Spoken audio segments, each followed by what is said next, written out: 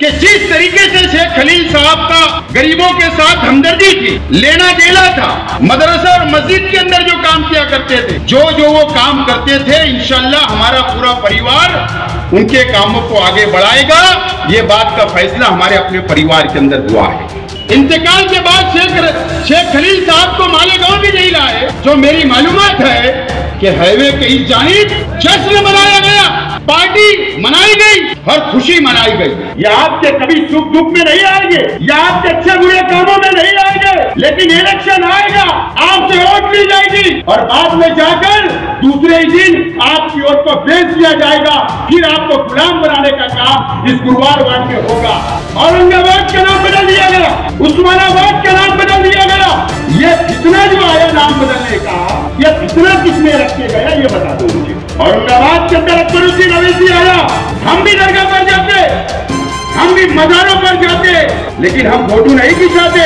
एक स्क्रिप्ट लिखी गई थी बीजेपी के साथ मिलकर, और औरंगजेब रहमतुल्लाह अलैह उनकी मजार के ऊपर जाकर शूटिंग की गई, प्रेस वालों को ले जाया गया और वहीं से ये फितने ने जन्म लिया।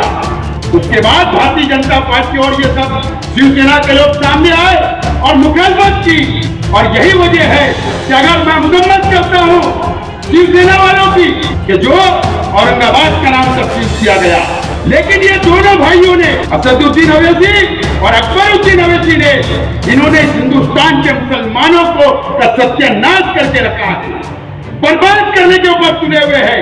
ये मुसलमानों को मरवाना चाहते हैं, मुसलमानों का कत्ल आम करना चाहते हैं, इनके वजह से मुसलमान मारे जा रहे हैं। आज मैं जिम्मेदारी से बोल रहा हूँ कि मुकामी एमएलए ने राज्यसभा के अंदर क्या सौदा किया, और ये 16 जून को दिल्ली के अंदर मुख्तार अब्बास नकवी की ऑफिस के अंदर मुकामी एमएलए बैठा हुआ था।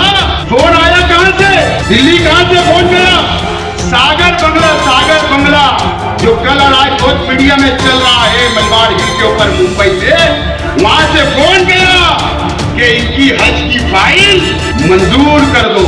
इनके लिए हज की बात नहीं, ये तो वो भी वीजा मांगने गए भीख में कि सरकार के कोटे से मुझे भेजो हज पर, लेकिन हज की फाइल मंजूर कराने का सौदा किया गया और मालेगांव के मुसलमानों की वोट को बेच दिया गया, और राज्यसभा के अंदर भारतीय जनता पार्टी का उम्मीदवार चुनकर चला गया।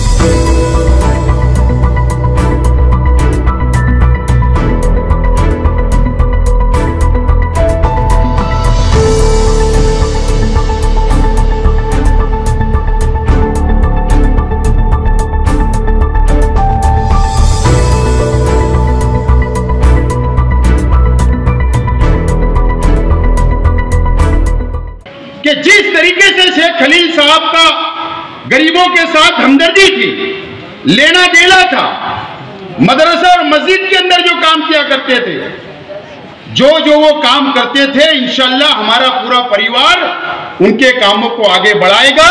ये बात का फैसला हमारे अपने परिवार के अंदर हुआ है। लेकिन शेख खलील साहब का भतीजा हूं, शेख रशीद साहब का लड़का हूं, शेख सफी साहब मेरे दादा,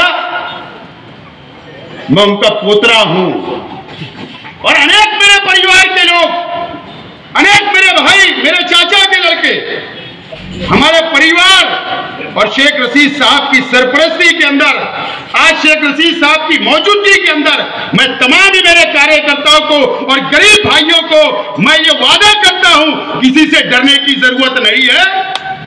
इंशाअल्लाह जो ताकत के साथ हम लोग आपके साथ खड़े रहते हैं, अगर कहीं जुल्म होता है तो हम आपके साथ खड़े रहते हैं, आपके साथ कहीं नाइंसाफी होती है, आने वाले दिनों के अंदर आपको फैसला करना है कि इस शहर की सियासत कैसी होना चाहिए।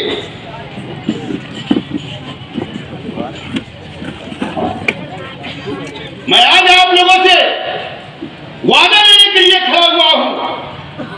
ये तमाम ही लोग इस मजमे के अंदर या जहां तक मेरी आवाज जा रही है, आप वादा करो कि आप हमारे परिवार के साथ रहोगे या नहीं रहोगे? हाथ उठाकर मुझको बोलो। एक एक कार्यकर्ता हाथ उठाकर बोले हमारे परिवार के साथ मजबूती के साथ खड़े रहना है। मैं आपका शुक्रिया अदा करता हूं। हम लोग लड़ेंगे और इंशाअल्लाह जीतेंगे, और आने वाले कॉरपोरेशन के अंदर अगर आपका साथ रहा इंशाअल्लाह जरूर हम आप लोगों के साथ खड़े रहेंगे और हम लोग कामयाब होंगे।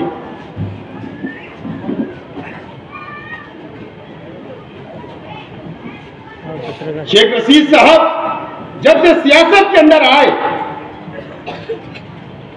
मैं साफ तौर पर कहना चाहता हूं, यहां हमारे बुजुर्ग बैठे हुए हैं, ये नौजवान जो बैठे हुए हैं, शायद इनको नहीं पता है, लेकिन इस गुरुग्राम वार्ड के अंदर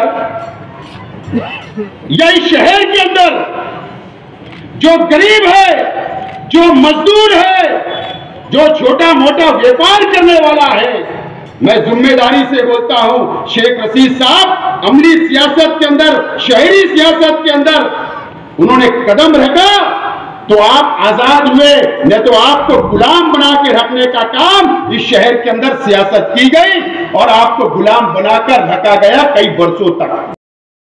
आज एक नया मुद्दा, नया मामला इस महाराष्ट्र के अंदर चल रहा है। क्या चल रहा है? औरंगाबाद का नाम बदल दिया गया, उस्मानाबाद का नाम बदल दिया गया। यह फितना जो आया नाम बदलने का, यह फितना किसने रख के गया ये बता दो मुझे। जब मस्जिद के लाउड स्पीकर राज ठाकरे ने कहा कि मस्जिद के लाउड स्पीकर उतारे जाए, अजान पर पाबंदी लाई जाए, उस वक्त यही राष्ट्रवादी कांग्रेस पार्टी की सरकार, यही कांग्रेस पार्टी, राष्ट्रवादी और शिवसेना की सरकार ने राज ठाकरे के 29,000 कार्यकर्ताओं के ऊपर गुना दाखिल करके जेल में डाल दिया और वो दुकान बंद हो गई। और औरंगाबाद के अंदर अकबरुद्दीन अवैसी आया, हम भी दरगाह पर जाते, हम भी मजारों पर जाते, लेकिन हम फोटो नहीं खिंचाते, कैमरे वालों को नहीं ले जाते, टीवी चैनल वालों को नहीं ले जाते। एक स्क्रिप्ट लिखी गई थी बीजेपी के साथ मिलकर,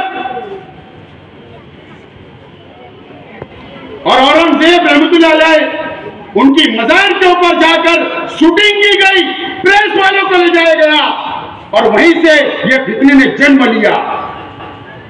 उसके बाद भारतीय जनता पार्टी और ये सब शिवसेना के लोग सामने आए और मुखालफत की, और यही वजह है कि अगर मैं मजम्मत करता हूं शिवसेना वालों की, मैं मजम्मत करता हूं कि जो औरंगाबाद का नाम तब्दील किया गया। लेकिन ये दोनों भाइयों ने, असदुद्दीन अवैसी और अकबरुद्दीन अवैसी ने, इन्होंने इस हिंदुस्तान के मुसलमानों का सत्यानाश करके रखा है, बर्बाद करने के ऊपर तुले हुए हैं।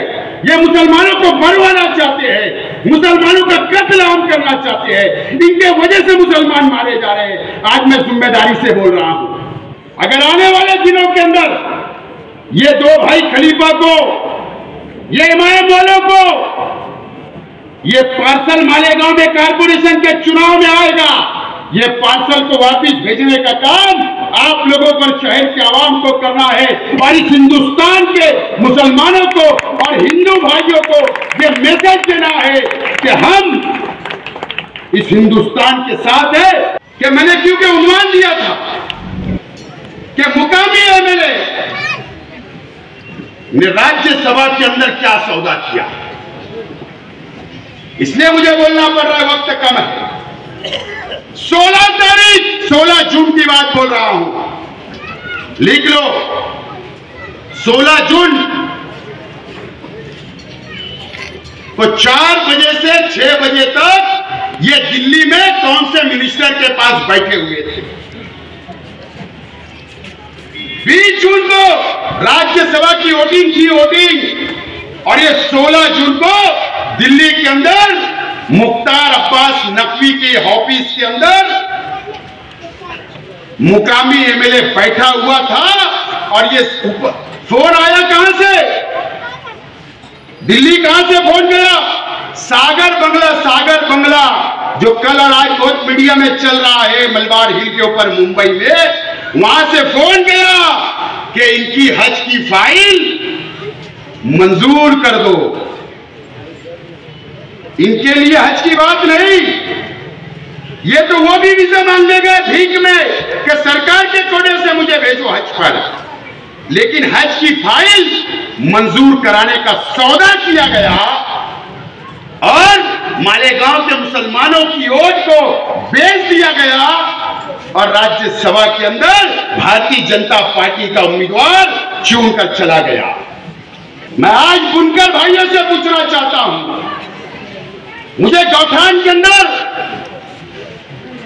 20% भी वोट नहीं मिली, मुझे दुख नहीं है, अफसोस नहीं है, मैं एहतराम करता हूं। लेकिन गौठान के अंदर रहने वाले बुनकर भाई, मुझे बताइए 2.5 साल के अंदर मेरा आपसे सवाल है कि आपके एमएलए ने ये शहर के अंदर बुनकरों के लिए क्या किया? अगर आपके लिए कम से कम कर देते तो कम से कम हम लोग जैसे लोग तो बोलते कि आपके लिए किया। क्या वजह से आप वोट देते हो? मैं आज तक हैरान हूं।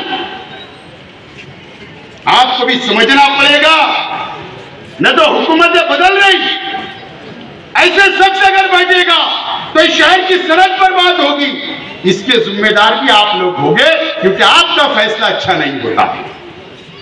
मैं ज्यादा वक्त नहीं लेते हुए सिर्फ इतना बोलूंगा, आने वाले कारपोरेशन के चुनाव के अंदर आपको ईंट से ईंट बजाना है और इंशाअल्लाह 40 बार आप लोग चुन कर दोगे और हमारा और शेख रशीद साहब का हाथों को मजबूत करेंगे।